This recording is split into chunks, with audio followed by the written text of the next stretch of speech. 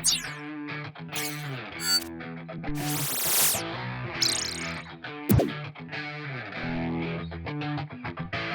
aí, galera, tudo bem? Olha só, de volta, e a gente, né, sempre com convidados especiais aqui, assuntos interessantes. Modéstia à parte, né, o nosso podcast está realmente trazendo uma galera que vale muito a pena.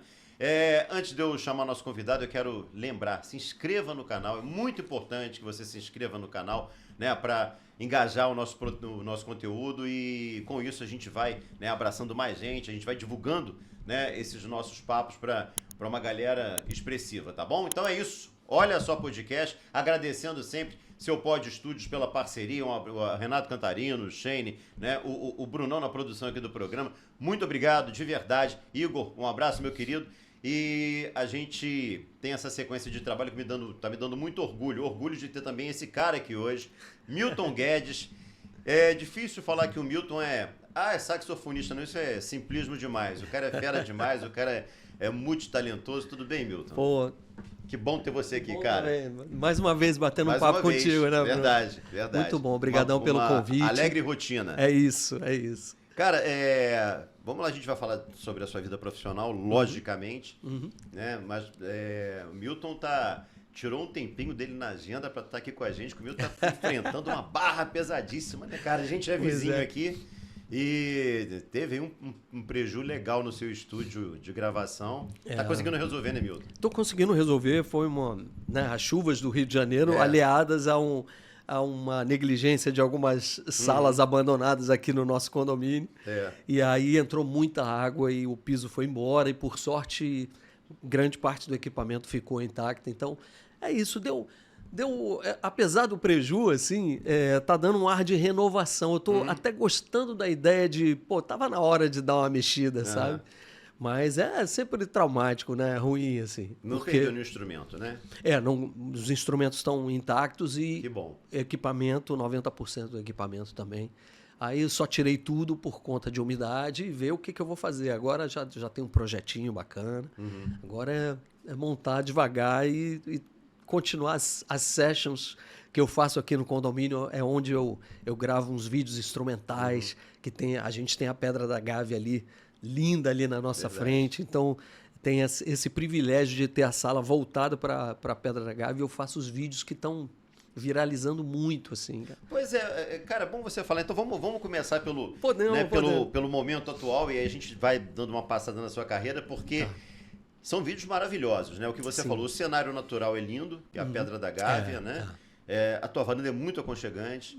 E como é que surgiu essa ideia de fazer Outono Sessions, né? Outono Sessions. Pois começou no outono, né? Há 2 anos.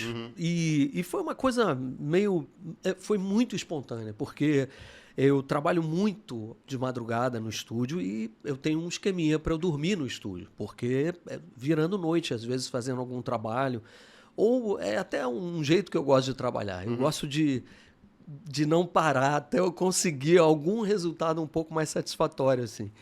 E numa dessas dormidas no estúdio, era o início do outono, mais ou menos... Início não, era maio, assim. E eu acordei bem cedinho, não tinha olhado a hora ainda, mas aquela levantada para ir no banheiro, assim. E eu olhei aquela bola de fogo na cabeça da Pedra da Gávea. No outono acontece exatamente assim. Ela fica o sol nasce bem ali. Aí eu fui ver, era mais ou menos umas 6 horas da manhã, né? E tava lindo, eu falei, caramba, vou tirar uma foto. Só que eu nem abri a varanda, né? Deixei fechada, a varanda do estúdio. Tem muita gente que acha que a minha casa não é o estúdio aqui na Barra da Tijuca. E aí tirei uma foto, aí eu afastei mais o celular assim, aí com a moldura das portas, mais a varanda, mais o coloridão do sol ali. Aí eu falei, caramba, que bonito isso, tá bonito. Vou tocar alguma coisa aqui de bobeira. Esse cenário. Aí eu peguei e lembrei de uma música que, olha só onde vai o papo, porque eu tocava uma música com Tom Capone. Tom Capone era meu amigo de Brasília e a gente tocou junto durante anos, desde que ele ainda morava em Brasília, eu já estava no Rio. E de alguma forma eu trouxe o Tom, né? O Tom Dunga, baixista e tudo. Mark William, que era a galera da Cássia Eller, da banda da Cássia de Brasília. que veio tocar comigo no Rio. Mas só tô falando porque a gente tocava uma música que era um baladão de uma banda que caramba, agora tô até...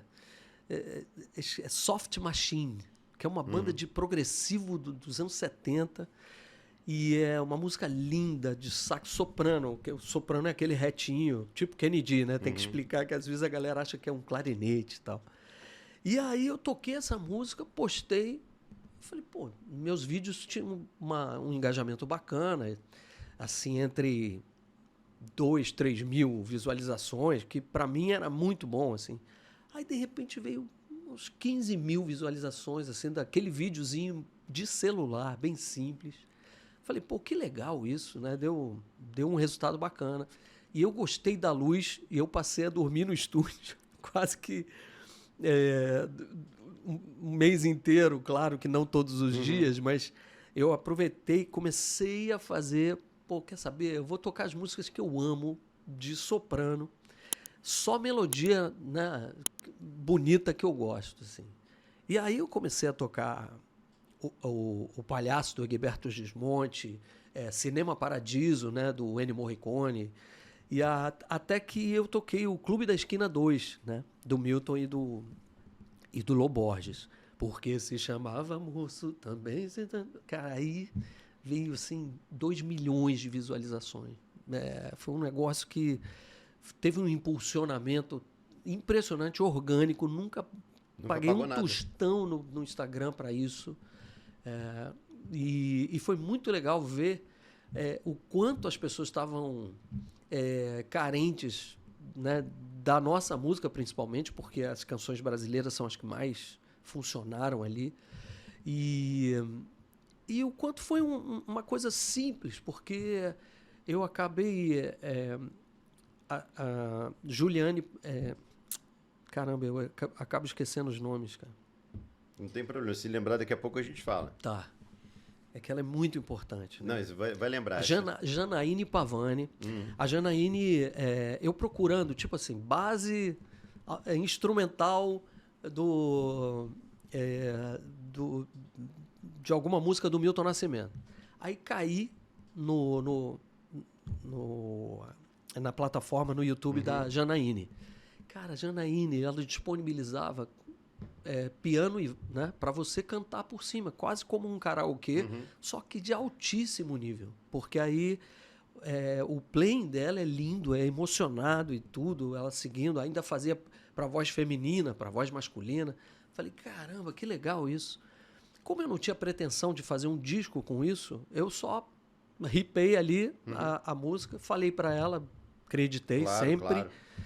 E a gente fez um monte de canções. Eu também fiz com vários amigos, músicos incríveis, às vezes que eu achei na internet, sempre acreditando todo mundo, mas principalmente resgatando essa memória afetiva aí de uma melodia linda de uma canção como, né, o Clube da Esquina, como o Palhaço, como até, né, as canções internacionais, pops, rocks, e bombou o negócio. Tudo na varandinha ali, com um celularzinho na mão ali. Foi muito... E acabou sendo um trabalho que tá marcando a sua carreira, porque a rede social ela traz isso, né, cara? Esse tipo de surpresa que a gente não programa, a gente não planeja e de repente tá uma parada. A gente conversava com o Vini aqui, a mesma situação, ele vem fazendo alguns trabalhos no Instagram, a rede social trazendo o artista para mais próximo do público, né? Isso, e eu acho que tem uma coisa, e eu vejo, né, o Vini é amigo da antiga, assim, é um artista maravilhoso, né? E o Vini, ele faz ali as canções dele, violão e voz valendo, não tem firula, né? E eu acho que as pessoas estão carentes disso, dessa verdade aí, né? De uma coisa que não é tão elaborada e tal. É um microfone, um celular ali, o Vini cantando e tocando bem, que ele tem uma voz linda e tal. E isso engaja, né? Do mesmo jeito ali que, tudo bem, eu até depois passei a me dublar, porque era muito difícil acordar 5 horas da manhã para um músico e tocar a música ali meio valendo. Aí, às vezes, errava uma notinha, putz, aí voltava, aí o sol já subiu. Então, para eu aproveitar, eu passei a gravar as canções previamente e tocando, claro que com toda né, o sync perfeito ali, sem errar, mas garantindo até um som melhor também, né? E aí a coisa foi me levando para um lugar também que sempre foi um problema para mim, porque eu sempre cantei antes de tocar. O sax me levou para um lugar que eu não consegui, né? Que eu estou resgatando de uns anos para cá, como cantor, um lugar como cantor. Então, eu acho, sinceramente, que eu consegui uma expressão no saxofone, uma identidade, que eu ainda busco na voz. Eu estou muito mais preparado hoje, né? Mas é um caminho árduo, assim, para as pessoas entenderem assim, pô, o cara é um cantor que toca sax, e não o contrário, né? Então, eu ainda estou nessa busca. Mas aí explode o Tono Session só instrumental. Aí eu falo, caramba, e agora, né? A gente tem que tomar cuidado com isso, né? Assim, de onde é que... Como é que eu vou, né? Para onde que eu vou? Mas eu tenho dado sorte do meu trabalho como cantor também, tá indo super bem. E é bem legal isso, porque a gente fala de transição, né? O Milton instrumentista para o Milton cantor. Não, lá no Pôr do Sol, que foi a sua banda, né? Primeira banda. Era o quê? 18 anos de idade? 17 para 18 em Brasília. Lá no Pôr do Sol, você cantava, você era o vocalista da banda. Isso. E aí, de repente, o sax entra na sua vida de uma maneira muito forte, né? Você acompanhou caras que né? Por favor, né, cara? O Lulu Santos, para citar apenas um deles, né? Entre muitos outros. E é muito difícil você retomar essa caminhada de cantor? É bastante, porque tem uma coisa... Aí volta a memória afetiva, né? Que é o cara que me viu com o Lulu, me viu tocando gaita lá no especial do Roberto Carlos. São coisas muito poderosas e grandes, né? Pô, 1000 programas de televisão tocando com essas pessoas. Valdo Montenegro, que foi o cara que me achou num barzinho em Brasília e me levou para, assim, cara, não diz não, vamos embora para o Rio de Janeiro que tem um lance aí. O Oswaldo te trouxe para o Rio. O Oswaldo foi o cara que me fez escolher a música. Na verdade, ele foi muito importante nesse sentido, porque eu era muito tímido, era um cara meio despreparado. Meu irmão era um cara mais solto, meu irmão mais velho. Sua família, né? Tem... O Marco Guedes, a Fátima, né, e tudo, que é a minha irmã que era cantora, ela que me botou num coral, né? E o Marco era rock and roll, só queria saber de Led Zeppelin, Pink Floyd, Deep Purple, ele era o rock and roll e é baterista. Então, assim, até hoje toca, acabou curador do Clube do Choro de Brasília. Olha só. Foi dando essa volta. E o Marco ele é 4 anos mais velho, e nessa época, pô, o cara tem 18, você tá com 16 anos, é muita diferença, né? Mas ele me levava para ver aquela efervescência do rock de Brasília, né? E eu ia acompanhando, porque eu gostava de música, mas demorei anos até um primo chamar e tudo. Vamos fazer uma banda, o Pôr do Sol e tal. E aí veio essa coisa da descoberta do cantor, e todo mundo já tocava muito bem os instrumentos, e aí eu comecei vou tocar uma flauta aqui, uma gaita, até cair no saxofone, por conta do meu vizinho lá, de casa mesmo, lá em Brasília, que era o seu João Batista, amigo do meu pai, João Guedes. O seu João Batista foi um dos melhores professores que eu podia ter, porque eu bati para ele me mostrar. Eu adorava o som do sax, e ele tocava no fim da tarde lá, né? Ele era maestro lá dos Fuzileiros Navais. E quando eu vi, eu fiquei hipnotizado pelo instrumento, né? E ele viu o tanto que eu estava encantado. E quando ele me deu o instrumento para tocar, meio para brincar, eu saí soprando o negócio, como se eu já soubesse tocar, né? E ele ficou um pouco assustado com isso, falou, caramba, vou deixar esse cara solto. Porque a tendência é falar, não é nada disso, o som tá uma merda, tá, pô, vamos fazer direito aqui, ó, vai fazer 5 anos de estudo, depois você vai soprar, não sei o que. Aí eu já teria desistido. Ele foi o cara que falou, o que você gosta de tocar? Eu falei, Supertramp, gosto de tocar aquela música o Anjo, do Roupa Nova, tudo isso estava explodido na época. E aí eu comecei a buscar essa sonoridade mais pop, que era a minha praia mesmo. E ele entendeu isso, porque ele era do jazz. A primeira música que ele quis que eu aprendesse foi Take 5, que é um classicão do jazz, né? Então ele foi um cara paciente e que me deixou muito solto. E acabei, por conta do Oswaldo, o Oswaldo falou, cara, nem pensa. Que eu era bancário, skatista, era tudo menos músico, né? E foi esse cara que me levou para... Vocês mantêm contato até hoje? Até hoje. Eu acabei de fazer uma participação, algumas participações na última turnê dele, que era a comemoração de 50 anos. E ele me chamou para fazer algumas capitais. O que é bacana, eu tenho uma relação com o Oswaldo muito leve, assim. Ele fala, cara, vai ter show em tal lugar, tá a fim de fazer? Pô, não posso, beleza. Quando puder, avisa. Aí a gente tem uma maleabilidade, assim, e é um cara que me abriu muitas portas, até para eu conhecer o Lulu, né? Que também me abriu muitas portas, né? O Lulu tem um tamanho, e isso foi em 88 para 89. Conheci o Lulu gravando com uma galera num estúdio, uma galera jovem que estava começando ainda. Lulu gravando no estúdio ao lado. E foi aí outro convite também, só que foi um pouquinho mais... um pouquinho diferente, porque ele me viu tocando com a galera, aí depois veio falar comigo, pô, não sei nem se vai ter sax, mas deixa seu contato pra gente fazer um teste. Passou um mês, nada, né? Nada aconteceu. Eu pensando, pô, Lulu, não vai Lulu rolar. Santos, pô, não vai... E aí eu tocava num barzinho no Leblon, que era o Gig Saladas, que tinha... O dono era músico também, e... O amigo deles, um dos amigos, era o Paul de Castro, que era dos Mutantes, que tocava guitarra com o Lulu. E o Paul me viu e falou, caramba, você é o cara que o Lulu perdeu o telefone e tá atrás de você.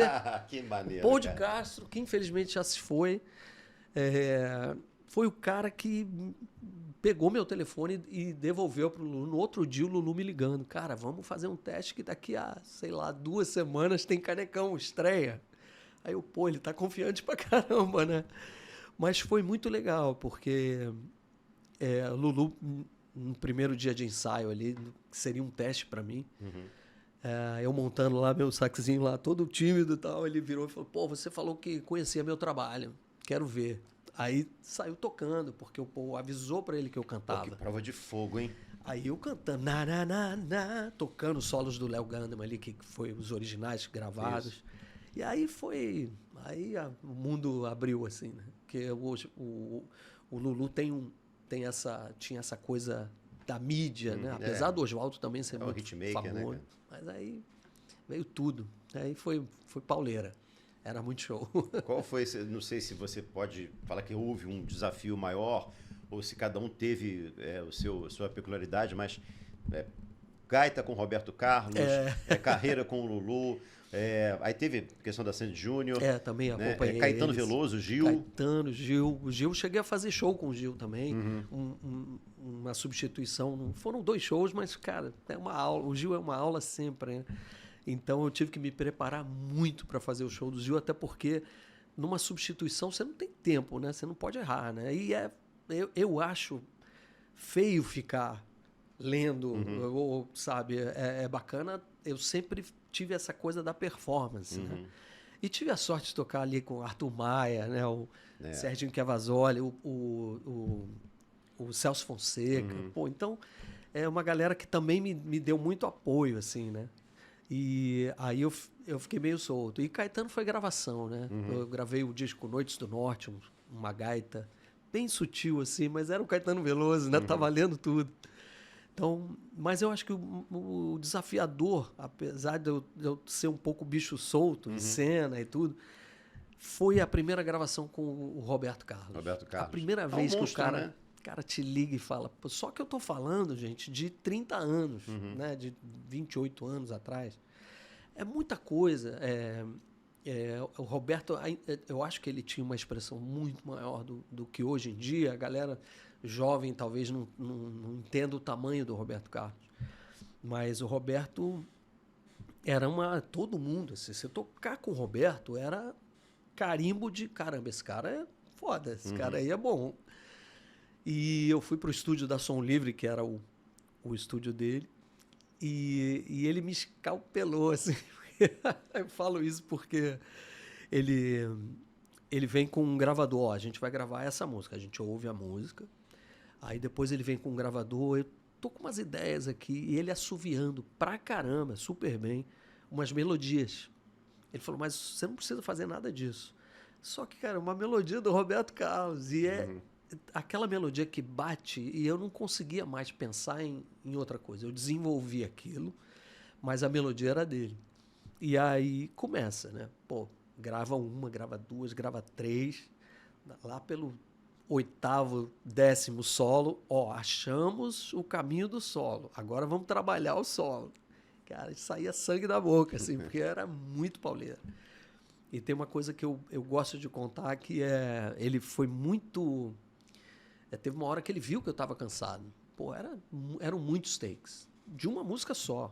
Quando você grava com o Roberto, é um dia bocado ali para fazer uma música. Ou duas, no máximo. E ele foi muito legal, que ele viu, ele me chamou da técnica. Pô, vem cá, vamos tomar um vinho aqui, dar uma relaxada. E ele me explicou, ele falou, pô, cara, você deve estar se perguntando, caramba, por que ele está repetindo tanto? Por que eu tenho que fazer tantos takes da mesma coisa, já que nós já achamos o solo, né? Aí ele falou uma coisa que eu achei maravilhosa, que é, cara, numa canção, para a voz que está mandando uma mensagem, para essa voz parar e entrar alguma coisa, tem que ser uma coisa muito especial, para substituir essa voz até ela voltar de novo. Também. E aí foi isso, aí foi maravilhoso.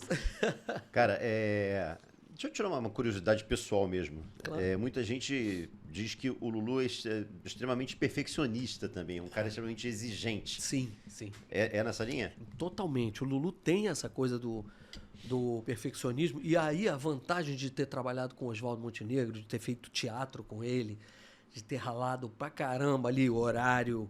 O Oswaldo também tinha uma coisa, mas era um teatro musical. Eu atuava mais como músico do que como ator ali. E tinha essa coisa da força da repetição, do ensaio exaustivo. Eu cheguei no Lulu com muita tranquilidade até certo ponto, porque ele é um cara muito exigente nesse sentido, com a equipe técnica.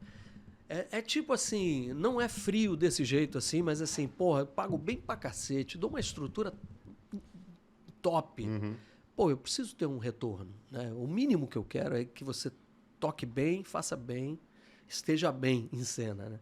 E é claro que isso vale para a equipe técnica toda. E ainda assim, na hora do show era uma festa, né? Porque também estava todo mundo muito preparado. O Lulu ensaiava muito. Nunca fiz um ensaio com o Lulu que ele estava tocando de bobeira. Nunca. Suava, cantava, fazia performance. Era um show, assim, um ensaio. Isso vale por uma vida, assim. Isso era uma aula ao vivo ali. Exigente pra caramba, brigava pra caramba.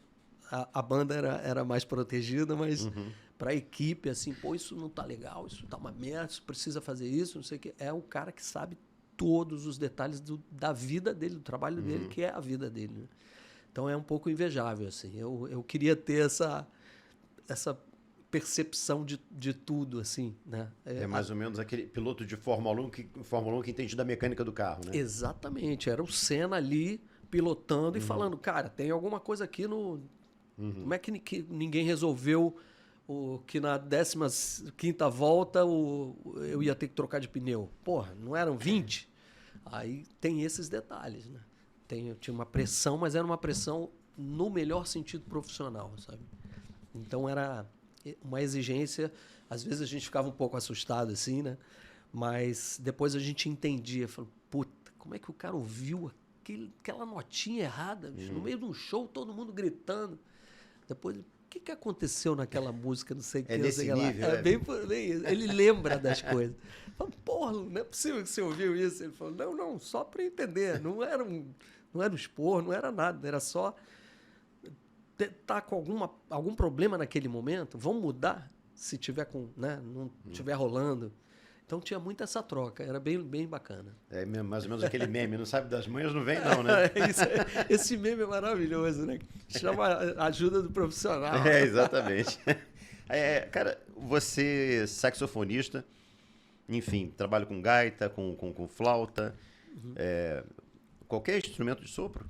Na verdade, o meu instrumento principal é o sax mesmo. Claro. Mas eu desenvolvi vamos dizer assim, um estilo na gaita, chupando muito do grande mestre Stevie Wonder, né? E que eu acabei levando também para esse lado pop. Então, me chamam muito mais hoje em dia para tocar gaita do que sax. Felizmente, a gente tem saxofonistas muito incríveis, assim. E teve um cara que uma vez me falou, um cara não, é um produtor maravilhoso, que é o João Augusto. O João Augusto me falou, eu falei uma vez, eu gravando bastante com ele, alguns artistas grandes, assim, e ele virou e falou assim, pô, só dá pra chamar o Milton pra tocar uma música, não dá pra ele tocar mais do que duas, porque o cara tem uma assinatura, como é que eu faço depois? Não tem sax na banda. Então tinha esse problema. Era um problema bom, né? Mas era um elogio ao mesmo tempo, né? Cara, se eu fizer um solo teu, eu vou ter que botar... Não tem como dublar isso em cena, não tem. Tanto que tem muitos artistas aí que eu gravo gaita, solo de gaita e sax, artista grande, que usa o meu solo ao vivo lá gravado.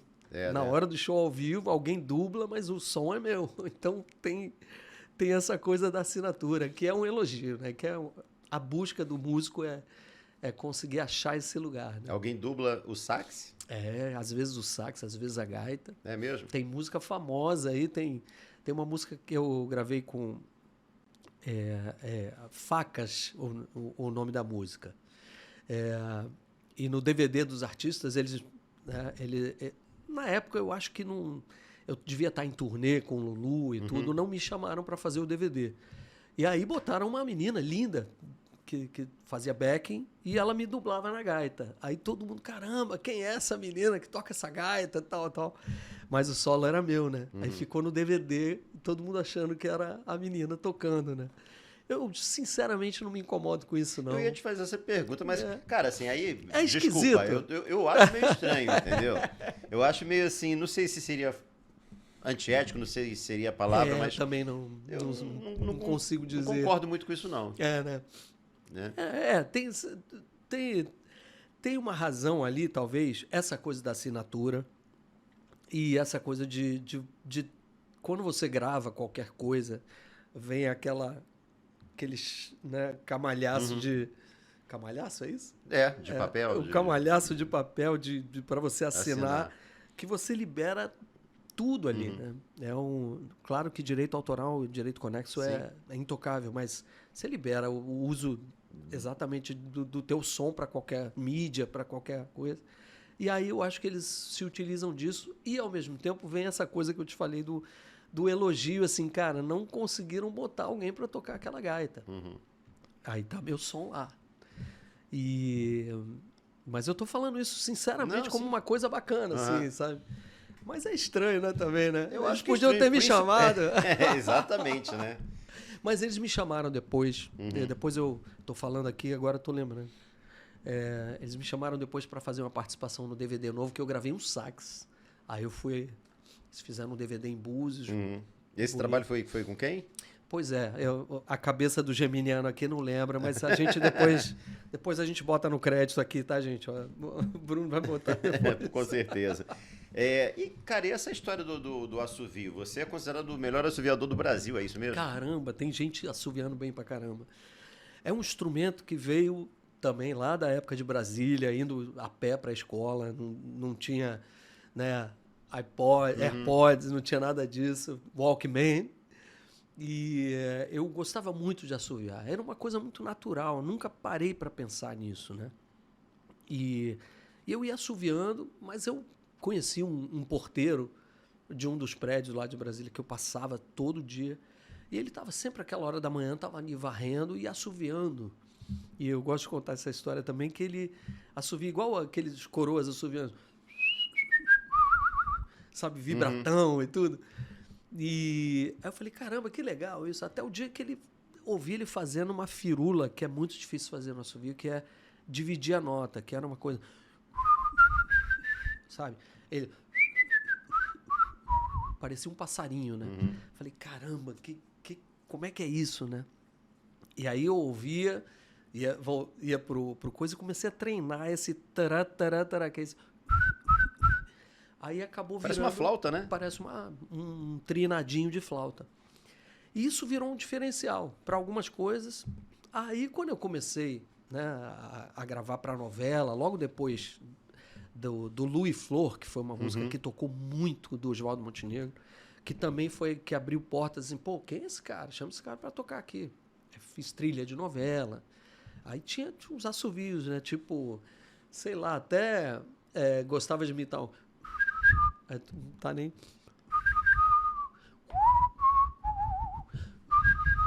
Esse efeito. Aí a galera pirava, né? Aí virou um instrumento. Chegava sem nada, assim, mão no bolso, e fazia o solo lá. Gravei com muita gente, assim. Cara, mas é sensacional isso. Tem treinamento ou é dom? Pô, foi meio... pode dizer que é um dom, assim, porque é um controle que eu acho que os instrumentos de sopro me ajudaram a entender ele melhor, sabe? Mas principalmente essa coisa desse tra aí que dá um... Você pode fazer os trinados, as frases, né? Sei lá,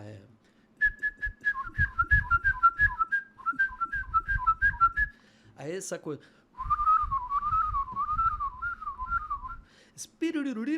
Aí isso vira um recurso top, né? Mas eu já gravei muita coisa que o cara falou, pô, não faz isso não, faz o mais careta possível. Assim. Aquela coisa bem comercial de margarina, né? E aí... mas é um instrumento maravilhoso e difícil mesmo. Deve ser o mais difícil, né? Porque você... No instrumento, no saxofone, né, na gaita, enfim, você tem as notas ali prontas, né? Aqui você tem que alcançá-las, né? Pô, eu gravei com o Yahoo, eles fizeram uma regravação na época daquela música do Scorpions. É o Listen to the Wind. Dan, dan. Não, nessa não. Qual é essa? Acho essa que é mesmo. Changer. Cara, quando eles vieram no Brasil, eles perguntaram pro pessoal, quem gravou? O Yahoo, eles foram se encontrar no estúdio. E o Zé conta a história que eles perguntaram, pô, como é que vocês conseguiram a base da música? Falou, não, a gente que tocou. Cara, porra, mas quem assoviou? Vocês pegaram o assovio da gente. Falou, não, foi o Milton Guedes que assoviou. Os caras piraram como era igual, assim. Que a gente fez um cover, assim, com uma versão, né, que eles fizeram, que o Yahoo fez, Zé Henrique. Muito bom. Foi bacana saber disso na época, assim. Ô Milton, você tem uma vivência de palco absurda, né, cara? Assim, participou de grandes shows, grandes festivais, enfim, e com grandes nomes da música, né? Conta uma história de bastidores pra gente interessante. Nossa, pior que tem muita coisa mesmo, mas assim... Eu já toquei com a Elba Ramalho e o Zé Ramalho, né? Então, na verdade, eu fui fazer um sub, a gente chama de sub, né? Que é substituir um músico no meio de uma turnê, por algum motivo. Acabei entrando no Grande Encontro, né? Que era aquele encontro maravilhoso lá, né? Mas eu... tinha muito conflito ali entre o Zé e o Zé Ramalho e a galera e tal. Então O Zé e a Elba ou o Zé e a galera da... o Zé com todo mundo. Com todo mundo, né? E é um monstro, né, cara? O Zé entrava, era aquela ovação, era um negócio... O Zé tem uma força, né? E aquelas canções, né? Mas não chega a ser um problema, assim, né? Mas... também foi meio que o que dissolveu aquela turnê. Aí eu passei a tocar só com a Elba, né?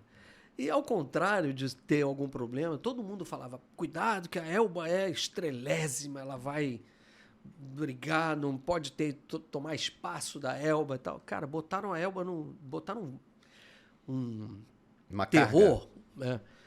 E aí quando eu fui tocar com a Elba de repente estava a gente ali no camarim dos músicos e tal, aí eu entrava, ficava com a gente ali, batendo papo, falando sobre tantas coisas assim diferentes. Eu vi cara, que aconteceu, né?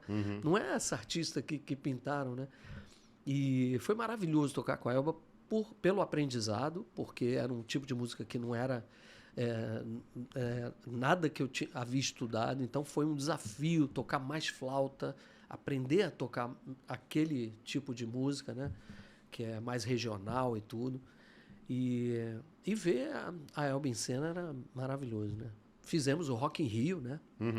Ela, Elba e o Zé Ramalho. Aí tinha essas voltas, né? Tem poucas histórias, assim. Tem uma história curiosa de viagem. Eu tinha... A gente viajando para um festival e tava a Ângela Rorô no banco da frente e eu no banco de trás. E tinha a música da Ângela Rorô, que era linda, aquela música... Amar é sofrer, eu vou te dar. Aí tinha um solo do Maurício Einhorn, que é um mestre da gaita brasileiro, internacional. E eu tirei o solo, né? E eu comecei a tocar o solo de gaita baixinho no banco de trás, assim, achando que ela ia achar maravilhoso. Aí ela virou uma hora e... Pô, dá pra você parar aí que eu tô enjoadona, cara. Aí eu, porra, fiquei desse tamanhozinho, morrendo de vergonha, cara. Mas são artistas incríveis mesmo. Eu nunca consegui ter nenhuma desavença com ninguém. Cara, tem desavença. Assim, eu até conversava esses dias isso com o próprio Vini aqui na varanda do estúdio. A gente fala que o Vini perguntou quem vai ser o próximo convidado. Eu falei, é o Milton. Porra, Miltinho, que foi quando ele falou da varanda ali. Porra, Miltinho, pelo amor, Miltinho é uma gente boa. Eu falei, Vini, se alguém conseguir brigar com o Milton, não vai ter facilidade de convivência com ninguém, né, cara? Pô, e foi muito legal ter acompanhado o Vini, né? Porque o Vini teve uma coisa muito importante na minha vida, assim, porque eu estourei minha música lá, Sonho de uma Noite de Verão, que foi produzido pelo Guto Graçamelo, foi em 97 para 98.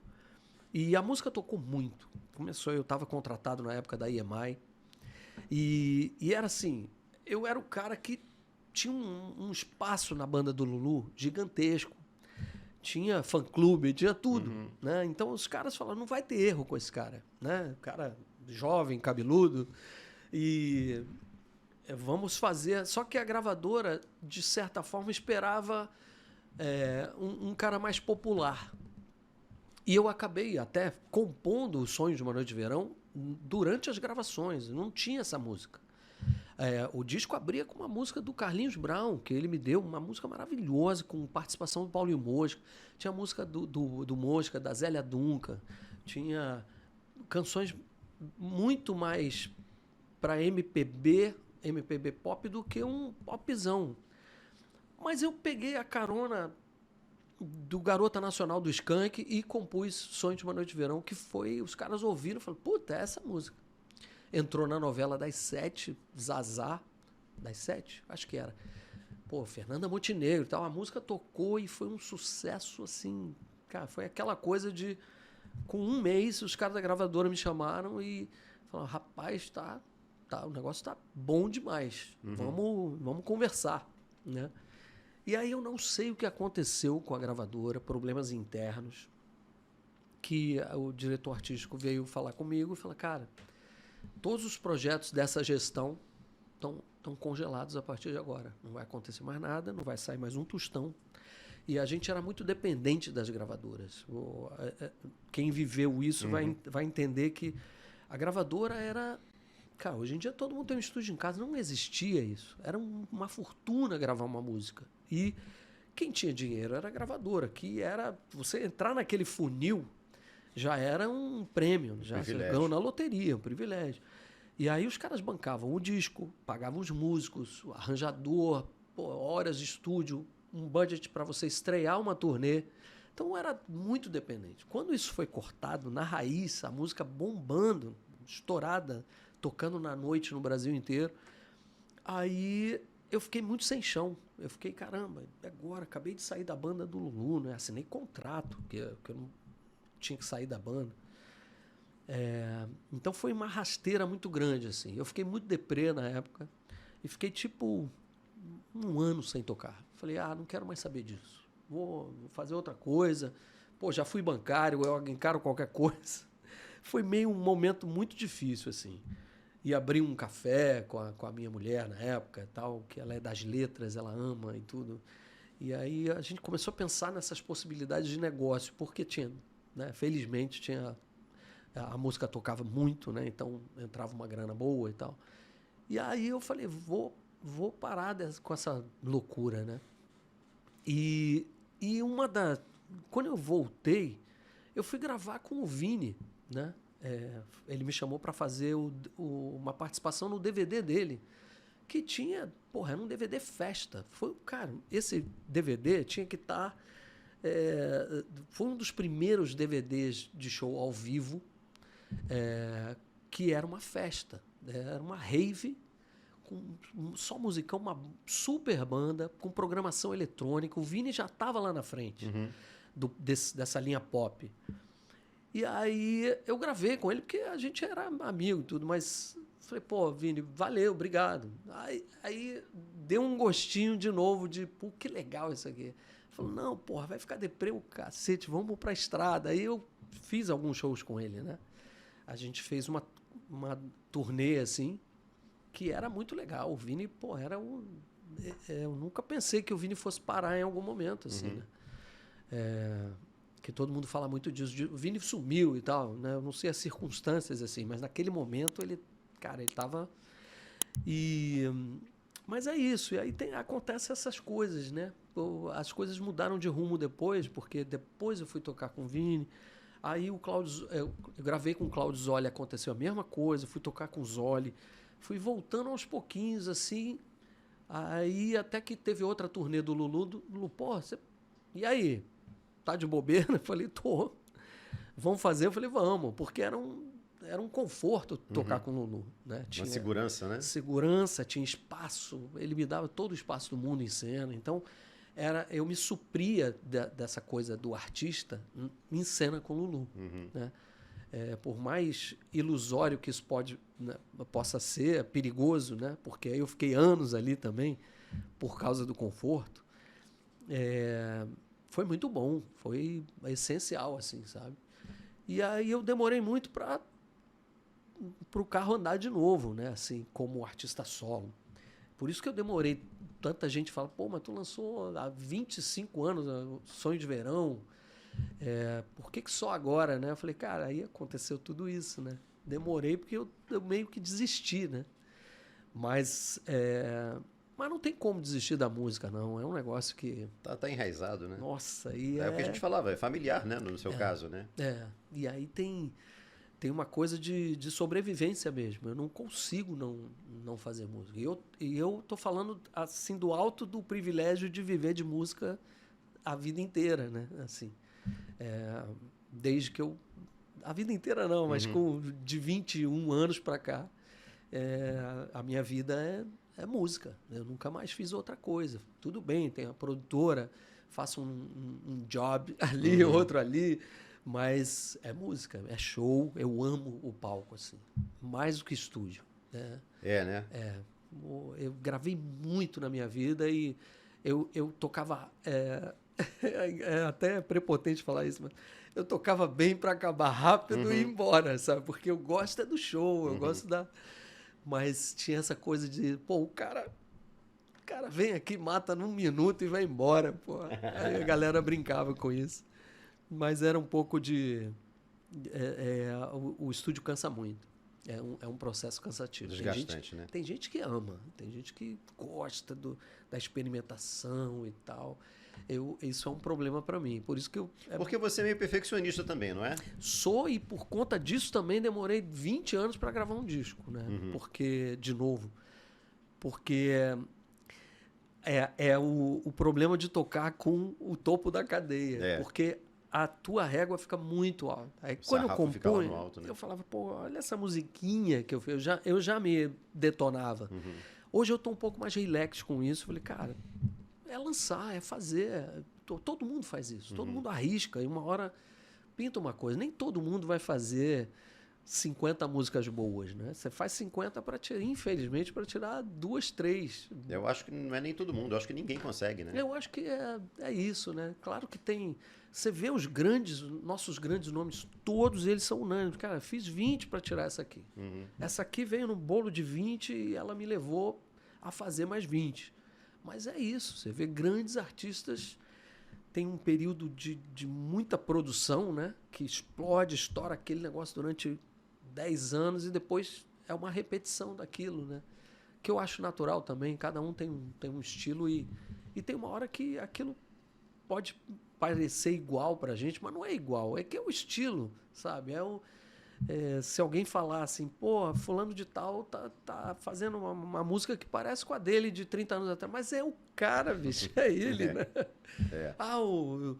Como eu ouvi agora há pouco, assim, pô, o Samuel Rosa fez saiu do Skank e tá lá fazendo um disco igual o Skank. Eu falei, mas cara, ele é o Skank, né? Ele era o compositor, o cantor. Não tem como ele se desvencilhar dele mesmo, né? Eu acho que o único cara que conseguiu fazer isso foi o Cazuza, né? Porque ele tinha uma parada mais MPB que não era permitido fazer no Barão, né? É verdade, é verdade. Que no final das contas era a essência dele, né? Exato. E ele falava, Lupicínio Rodrigues, citava, né, os grandes nomes. Sempre estava ali, né? Flertando com a MPB, né? E fez grandes canções, né? Verdade. De MPB, assim. É maravilhoso. Pô, o Cazuza, então... Esse é um outro que foi embora muito cedo. Foi uma pena, né? Poxa, o Renato, são figuras importantíssimas, assim. Verdade. Sempre penso o que eles estariam fazendo hoje. Eu também. Acho que é isso, o Cazuza ia estar fazendo bossa nova. E sabe lá, o Renato também, né, cara? Verdade. Porque no final os roqueiros descansam e começam a fazer as baladas e tal. Não tem jeito, só o Mick Jagger mesmo, também, que continua rock and roll. Né? E o falecido Serguei. Pô, Serguei, cara.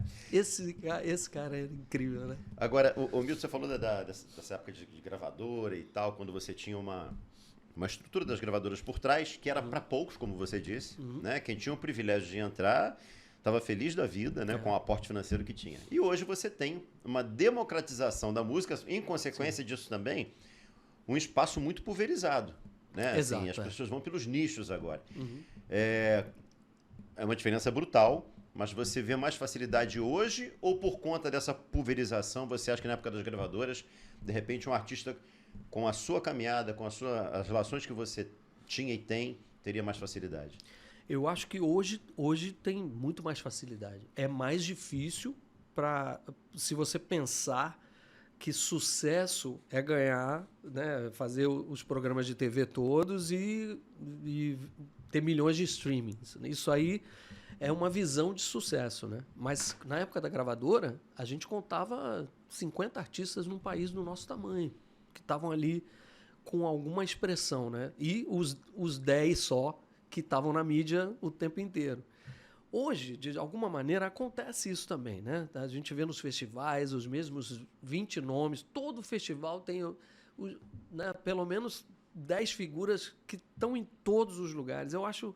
Essa parte eu acho ruim, essa parte de não ter uma renovação e tal, ou de ver festivais que começam muito alternativos, aí crescem, aí de repente tem um nome que é alternativo. Um Lollapalooza, por exemplo, né? Pô, um Lola que isso. Aí acaba vindo, claro, tem umas atrações que a gente veio. Quem é esse cara, né? Nunca ouviu falar. Mas a cabeça mesmo ali, o line-up que eles chamam, é sempre com os mesmos. E festivais pequenininhos também. Esses festivais que tem, sabe, que reúne uma galera mais underground, assim, e tal.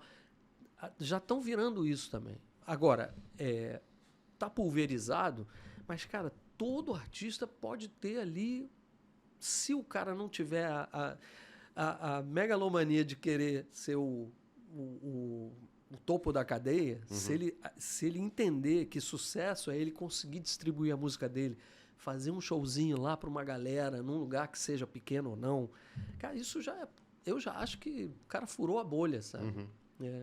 Agora, claro que acontece de ter muita gente que não vai ser ouvida. Infelizmente, aí a gente tem outros problemas, que é o algoritmo, quem pagou mais, quem tem dinheiro para injetar, mas isso já acontecia. Se a gravadora injetasse dinheiro para um certo artista tocar no rádio, fazer uma boa divulgação, é claro que ele vai ser mais visto, né? Isso não mudou. Mudou a estrutura do negócio, mas continua a mesma coisa, né? Só que você pode gravar no celular hoje, cara. Eu vi um vídeo de um moleque americano lá, gravando tudo no celular, no iPhone dele, com os appzinhos, gravando a voz assim. E, pô, claro que o cara é esperto também, né? Tem um puta som, botou lá, explodindo, vendendo, não existe mais isso, né? Tocando milhões de vezes, assim. Então, essa possibilidade, ela existe sim, né? E a galera mais jovem vai sofrer um pouquinho mais, porque a gente quer sempre ter essa noção de que o sucesso é uma coisa, pô, vou lotar o estádio, vou não sei o quê. Tudo bem, isso é um super sucesso, né? Mas sucesso é, cara, você conseguir viver de música já é um ultra uma sucesso. Vitória, né? É uma vitória. Eu não posso reclamar, não.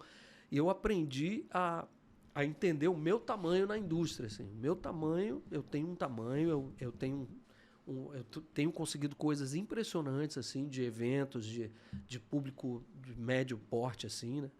Que é bacana pra caramba. E cara, eu fico super feliz. Eu queria mais? Claro que eu queria.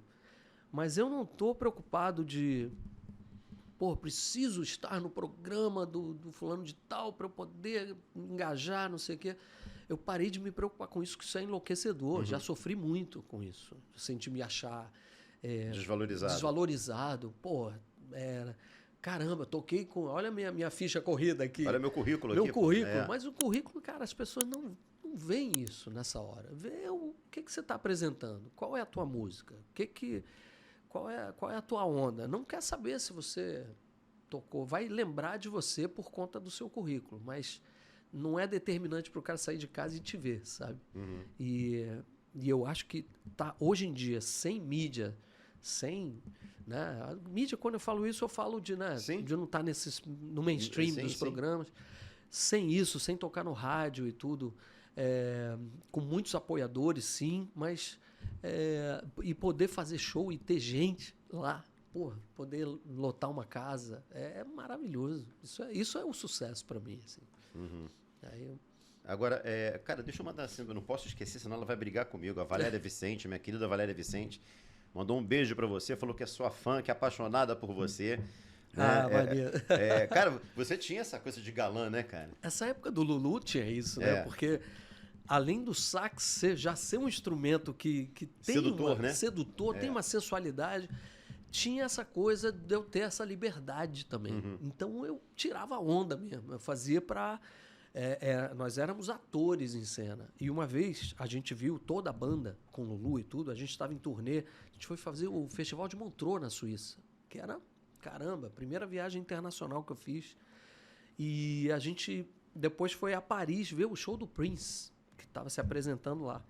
Aí foi um soco na cara de... Olha como faz música pop. O Lulu pirou naquele momento, apesar de já ser um fã ali. E o Lulu ele pega muito dessas referências, né? A gente voltou e eu acho que durante muitos anos o show do Lulu foi considerado o melhor show de música pop no Brasil. Talvez de 10 anos para trás aí. Porque tinha isso, tinha essa... Todo mundo era artista em cena. E o Lulu sempre trabalhou. Eu falo muito do Lulu porque pela importância e também porque eu toquei muitos anos com exatamente. ele. E essa coisa do Lulu... Você não vê o Lulu na frente e a banda de preto no fundo, escondido, como é o padrão, né? O artista e aquela banda que você mal vê. Né? Tipo no The Voice, né? Todo mundo lá atrás. É isso. É sempre ele interagindo com algum músico, tocando com... Ele gosta disso, ele gosta desse movimento. É um estilo. E eu acho que isso valoriza muito. É uma banda, né? Parece que é Lulu Santos... e banda, mas parece que é uma banda Lulu Santos, né? E valorizava muito essa coisa da movimentação dos músicos e eu tinha essa abertura e aí na hora de sair queriam cortar meu cabelo e tudo, era uma loucura mesmo. E foram muitos anos ali, né? E aí tinha... Por isso talvez a expectativa da gravadora de, o cara é um popstar já, né? Vamos... Não vai ter erro, né? Você chegou a ter dificuldade de andar nas ruas? Eu tinha dificuldade mais quando eu chegava nos shows. Chegava e saía, assim. Sim. Porque... As pessoas já estavam esperando. Já estavam esperando, Mas eu nunca tive problema, não. Nunca... A única coisa, né? Algumas vezes aconteceu essa loucura de alguém com uma tesoura para... cortar um pedaço da roupa ou do cabelo. Do cabelo foram 2 vezes. Mesmo, né? Uma vez no Canecão e uma vez lá em São Paulo. Cara, puxaram Porra, assim. que perigo, sempre, né, cara? Sempre fui meio Mick Jagger, assim, meio cabeludão. Então puxaram, aí o segurança pegou na mesma hora, a menina com a tesoura na mão não conseguiu cortar, mas loucura minha. Será que ele queria fazer um trabalhinho lá? Pode ser, né? Sei cara? lá, né? Não ia funcionar não, mas tudo bem. Mas, pô, tava... Você sabe por que eu te perguntei antes de você andar na rua, assim, se já teve algum momento de dificuldade? Porque a gente tá sempre conversando, se esbarrando por aqui e tal. E eu observo muito isso, né? Você é um cara extremamente acessível. Ah, sim. Você é um cara extremamente gentil com as pessoas que te abordam. Vamos combinar que não é uma situação comum. Sim, né? sim. Isso é seu, né? Assim, você faz questão de ser esse cara acessível, de ser esse cara solícito, né? Eu acho que tem uma coisa de... É quase como um agradecimento mesmo, sabe? Porque eu já tive esse momento ali, desse down, né? De achar assim, que o problema era eu, né? Meu trabalho não era bom e tudo, quando aconteceu aquela coisa da gravadora. E não foi uma vez só, foram 2 discos assim. Um na RCA na época e depois um na EMI. Os dois discos aconteceu a mesma coisa. Eu fui dispensado da gravadora. Eu acho que... Alegando o quê? Corte de custos? Isso também, e no caso da EMI, uma mudança de administração turbulenta lá que chegou a dispensar vários artistas. E artistas que estavam bem no mercado. E aquilo te faz... A gente confunde tudo, né, na época. E eu confesso que eu não tinha ainda uma experiência como artista solo. Uma coisa é você estar tocando com um artista grande, o telefone toca, você só atende e fala que dia, que horas. E você está pronto. Aí o cachezinho está lá na conta depois. Outra coisa é você ter que, né, falar com o empresário todo dia, marcar as coisas, escolher os músicos e tudo. Deu problema, não pagaram, mas eu tenho que pagar o músico. Coisas dessa forma. Você tá junto da estrutura, fazendo ela funcionar, entender, esse cara aqui é importante fazer, mas não paga nada. A gente tem que ir. Coisas do business mesmo. E quando você chega nesse lugar, eu não tinha essa experiência ali. Eu estava muitos anos tocando com artistas grandes demais, onde eu não tinha que fazer nada, né? Não tinha que marcar uma passagem. Chegava lá, tinha alguém que entregava o cartão de embarque para mim. Então, assim, isso afetou a minha vida pessoal, porque eu ia combinar alguma viagem com a minha família, com a minha mulher e tudo. Ela acabava fazendo as coisas, eu fico até com vergonha de falar isso. Mas, a Adriana fazia tudo. Ela que era a estrutura toda de apoio ali, né? De movimento, porque não é que eu não sabia, eu sei lá, a cabeça vai para um outro lugar. Parece panaca falar isso, mas assim, não é uma coisa que a gente está ligado naquele momento, sabe? Simplesmente, tá a passagem daqui, que bom, legal. Não foi assim, poxa, caramba, desculpa, não fiz isso. Mas aí já é um papo de relação. Cara, mas assim, o músico sempre tem uma dificuldade muito grande de organização, né? Por conta dos horários, enfim. Eu acho que não sei se acho que eu vou falar, não tem problema nenhum, que é um grande amigo que eu tenho, acho que ele não vai ficar chateado. Eu conversava esses dias com o meu querido Gustavo Camardella, que é um guitarrista de primeira linha, né? E o Gustavo foi, né, com a família para Búzios. Sim.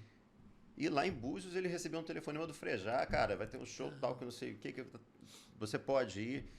Aí ele virou para companheira dele, para minha querida Patrícia, falou, cara, e agora? O que eu faço tal? E ela não vai, sabe? É importante ter isso, né? Esse alicerce, né? Nossa, aconteceu comigo assim também.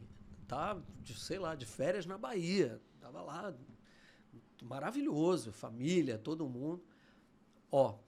Pintou um show agora e a gente tem que entender também, e eu acho que era uma coisa que tem uma coisa também de estrutura financeira ali. Pô, é um trabalho. Sim.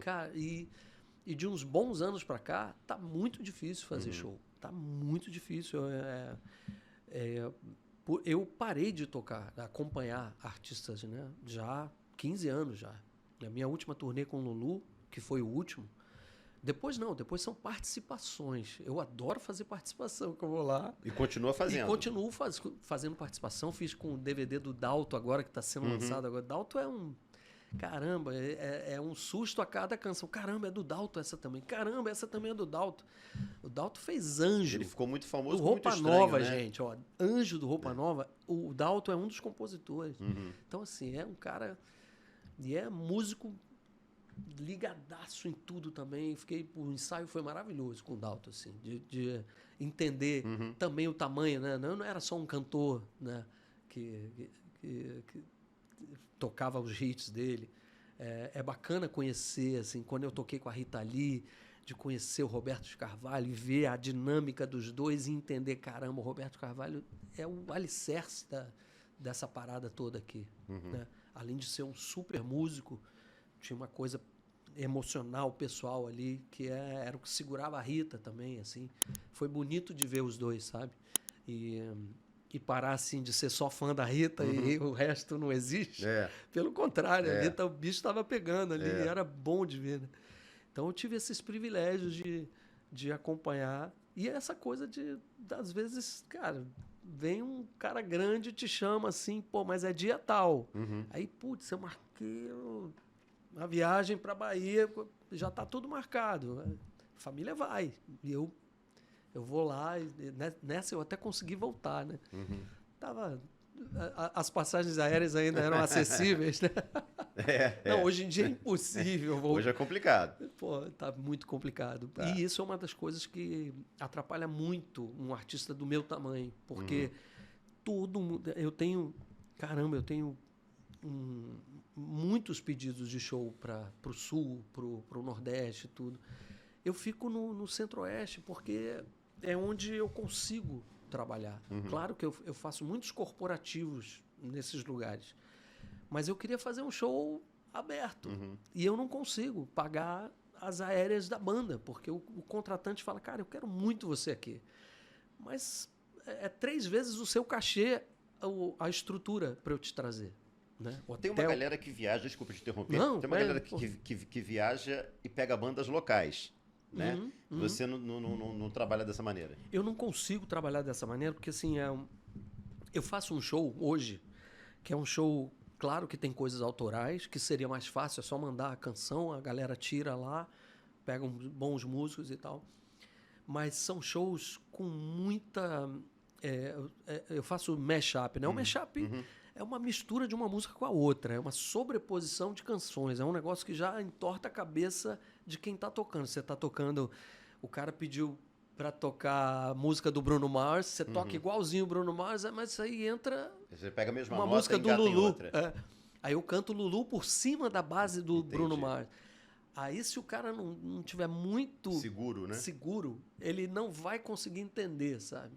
Já aconteceu muito de eu fazer com outra galera, e não é por mal, é tocar... Por exemplo, eu começava a tocar E eu gostava tanto de você, com aquela música do Black Eyed Peas. Na, na, na, na, don't lie. A mesma estrutura do Black Eyed Peas. Só que quando eu começava a cantar o Lulu, a galera ia para a harmonia do Lulu. Aí eu falei, não. Continua, né? E a base eletrônica lá quebrando o pau, batendo tudo. Pô, porque tá no nosso inconsciente. Eu preciso dessa... É muito ensaio. A gente ensaia pouco, mas assim, a gente toca muito junto, né? E...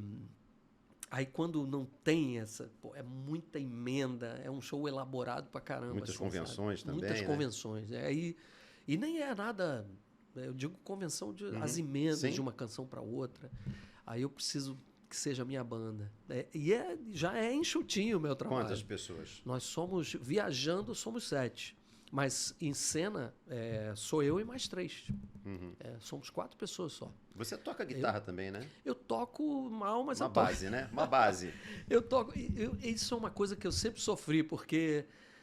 Cara, eu adoro tocar violão, tocar, né, a guitarra no base, no show. Mas, putz, eu não sei. É claro que é preguiça, até só pegar o instrumento e estudar, né? Mas eu já estudei tanto. Mas a pestana ali fica tranquila, né? Aí eu tiro a onda ali, né? Faço uma basezinha bem careta, porque a galera já tá tocando bem. Aí eu seguro essa onda, mas eu nem... Até é uma coisa que eu gosto de falar, assim, quando alguém fala, pô, você é um profissional, sabe? Eu falei, não, cara, eu gosto de verdade, não é falsa modéstia, de falar, pô, eu sou um cara que canta e toca instrumentos. Isso junto cria uma coisa. Mas eu não sou o profissional do sax, sabe? Que o cara vai me dar 10 partituras, eu vou gravar tudo no estúdio, sabe? Aquela coisa. Tem gente que é especialista nisso. Quem é a sua referência no sax? Pô, tem muitas, mas assim, brasileiro, eu posso dizer que o Léo Gandelman foi Gigante, um cara, né? Que me influenciou por vários motivos. Ele foi um dos primeiros caras a colocar música instrumental na novela, música dele, né? Baladas e tal. Internacional, poxa, tem esse John Hallowell, que é o saxofonista do Supertramp, que é um riff maker, assim, o cara tem riffs maravilhosos. Aí vem Brent Marsalis, que tocava com Sting e tudo. Tem Kirk Whelan, que fez o solo maravilhoso, aquela música baladona da Whitney Houston.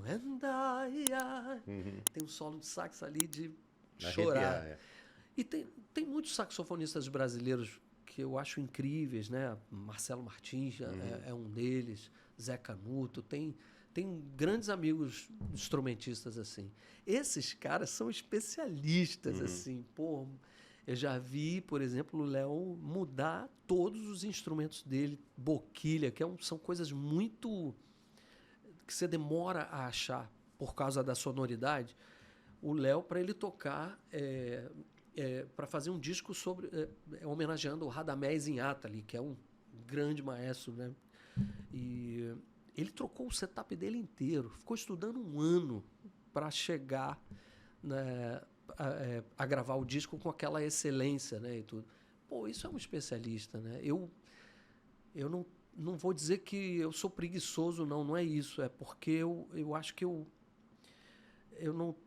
não é o meu foco fazer esse tipo de coisa, né? O meu foco é tentar, ao máximo, juntar essas coisas todas num projeto só. Que nem, eu tenho vontade agora Tô quase com um projeto que é homenageando o Milton Nascimento e o Beto Guedes. O nome é Eu, Milton e Guedes. É um trocadilho com o meu nome. E aí eu vou cantar, vou tocar esses instrumentos todos. Então, isso para mim é uma busca. Esse projeto é para o outono? Outono Sessions, não? Não, aí é cantado mesmo, show. homenageando esses dois com os grandes clássicos deles, né? Os mais populares mesmo, nessa linha, sem entortar arranjo, vai ser o arranjo original. Então eu estou buscando esse lugar, né? E aí vai precisar do cara cantando bem, tocando bem, aí realmente eu vou me esmerar ali ao máximo, sabe? Mas é isso, é uma busca, né? E todo dia. Você fica uma semana sem tocar, já começa a errar tudo. Milton, a gente está chegando na reta final, mas eu queria transmitir aqui a pergunta do Shane, que o Shane perguntou que você é um cantor pop, né? Sim. Como é que você vê o pop atual? É isso, Shane? É isso, né? Como é que você está vendo o pop atual hoje na cena brasileira? Eu acho que tem muita coisa legal. Tem uma coisa que até ia fazer um videozinho um dia desses, assim, sabe? Aquele vídeo de Instagram. Claro que a gente recebe muita coisa do algoritmo, né? O algoritmo tem ali a função dele, quem pagou chega primeiro e tudo. Mas a gente pode domar um pouquinho a fera, assim. Tanto que, a gente está falando de um assunto aqui, daqui a pouco o nosso celular está cheio dessas coisas, dessas referências. Então, eu acho que tem muita coisa legal. Se a gente sair só dar um play e deixa rolar sozinho, se você fuçar um pouquinho, tem muito trabalho bacana acontecendo. De música pop também. tem muita gente que eu acho que é sempre um resgate ali dos 90 e tudo, a galera mais nova resgatando os 90 ali, início de 2000, de sonoridade e tudo. E eu acho que é isso, é só procurar um pouquinho. Fazer uma pesquisa mais aprofundada, né? Porque a gente é um pouco preguiçoso nessa hora, porque você não está querendo perder tempo, né? Mas para quem gosta de ouvir música, a gente pegava um LP, sabe? Ia para casa dos amigos, chegava um LP novo de alguém. Ia todo mundo ouvir música. Não tinha outra distração. Era ouvir aquele disco novo. Tudo bem, estava tomando uma cerveja, conversando, mas ouvindo aquele, olha isso. Tá? A gente parou de fazer isso. Eu falo a gente porque o dia a dia não deixa mais, né? Eu mesmo, cara, é raro eu pegar... eu tô sempre fazendo alguma coisa junto com a música. Nunca mais parei e assim, vou sentar no sofá aqui e botar o fone, por exemplo, e vou ouvir esse disco. Cara, eu não faço isso. Eu já me levanto na segunda. É um mal do momento, né? Dos novos tempos. A gente precisa resgatar isso, cara, de alguma maneira. Eu sinto falta disso, sabe? Aí vem o alicerce de novo lá. A Adriana sempre falava para mim, a gente ouve pouca música em casa. Eu falei, porque eu já toquei a semana inteira. Tinha essa desculpa. Silêncio às vezes. Mas né? ela botava música em casa. Então, assim, isso... Meus filhos, cara, modéstia à parte, o nível de escolhas musicais deles é muito melhor até que o meu, assim, sabe? Eu sou mais brega, eles têm um apuro assim que é bonito de ver. E é bacana quando eles que me mostram as novidades, né? Já ouvi isso aqui, pai? Já ouvi isso. É legal pra caramba. Eu tenho um neto, né? Meu neto tá com 17 anos. Opa! E ele, cara... Tá no caminho? Ele ama música. Tocou sax e tudo lá no Fly Me to the Moon, no sarau da escola. Tirou mó onda. Eu ensinei lá para ele. E Ravi. E ele gosta de música. Mas ele me mostra, cara, hip hop, umas coisas diferentaças, assim. Eu falei, caramba, nunca ouvi isso, sabe? Mas ele é o cara que ouve as coisas mais modernas, assim. Um Kendrick Lamar da vida, assim, né? E aí ele sabe... Mas ele ouve hip hop dos anos 90. É muito doido isso, né? E a molecada, de 16, 17 anos, está ouvindo isso, né? E aí o meu filho já ouve mais MPB, assim.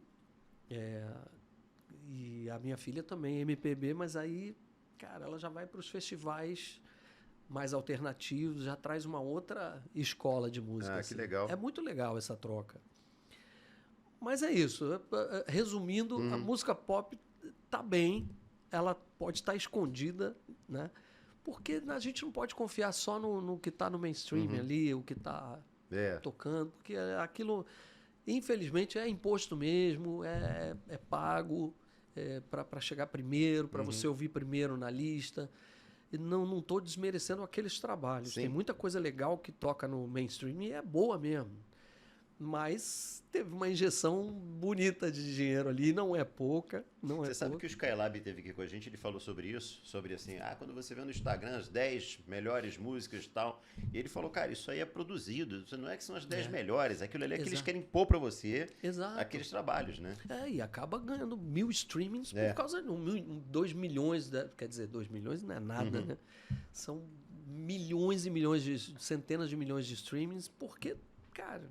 Imagina, a Beyoncé vai lançar uma música, ela não vai tirar um tostão do bolso, a gravadora vai botar um bilhão de, 1 milhão de, sabe, 10 milhões de dólares para tocar uma música no primeiro dia. O marketing é muito poderoso, né? E isso é uma coisa que a modernidade te dá um pouco de chance, né? Se você usar as ferramentas certas, você consegue ter uma distribuiçãozinha legal ali. Eu tenho feito isso, assim, né? É claro que, infelizmente, tem que ter algum impulsionamento financeiro, porque faz parte do jogo também, sabe? É um investimento que volta, né? Volta com um show ali que a galera te viu e lembrou e foi lá te ver. Então, é sempre uma troca. O músico não para de investir nunca, cara. Eu só não posso esquecer de abordar um assunto que a gente conversava antes do programa começar. Você falou que teve... aí eu vou remeter mais uma vez a nossa última entrevista aqui com o Vini. O Vini teve que parar de cantar, agora está retornando, enfim, de uma fenda vocal, né? Nas cordas vocais. Ele falou que não é reversível, mas que ele até gosta porque deu um drive na voz dele. Pode ser. Você teve um problema também, não sei se foi parecido com esse, né? Foi parecido. Na verdade, a fenda é um pouco pior do que o calo, né? Eu tive calo vocal porque foi um período que eu toquei com uma banda paralela ao trabalho. Eu estava fazendo a turnê de Sandy Júnior, eles gravaram músicas minhas e me convidaram para fazer a turnê. E a gente estava fazendo aquela penúltima turnê antes deles se separarem, e o Júnior, a gente foi ver a Grooveria, que é do Tuto Ferraz. Pô, maravilhoso. Eles pegavam música brasileira, rearranjavam, ficava lindo.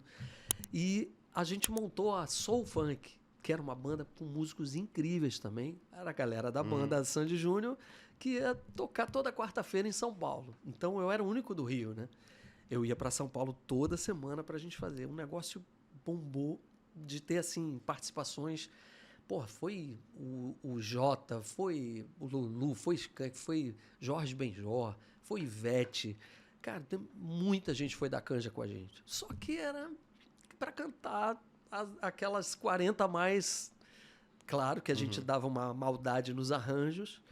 E eu era o cantor da banda. Então, puta, eu ficava rouco, eu não tava nem aí, cantando, ou todo mundo tocando alto pra cacete. Então, chegou uma hora e quem me alertou foi o Lulu. Falou assim, Bill, né? Meu apelido é Bill, de Bilton, que veio...